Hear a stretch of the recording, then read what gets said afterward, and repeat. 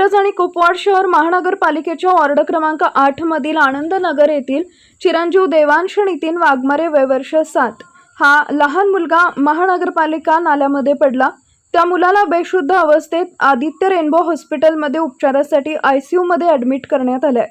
या कुटुंबाला न्याय मिळावा व नाल्याभोवती संरक्षण करण्यात यावे, अन्यथा तीव्र आंदोलन छेडण्यात येईल म्हणून आयुक्त संचिता महापात्रा, महापौर धीरज सूर्यवंशी, विरोधी पक्षनेता मंगेश चव्हाण, स्थायी समिती सभापती अतुल माने यांना अजित दुधाळ यांच्या नेतृत्वाखाली निवेदन देण्यात आले। यावेळी मनोज लांडगे, मुलाचे वडील नितीन वाघमारे, विशाल कांबळे मोरे उपस्थित होते।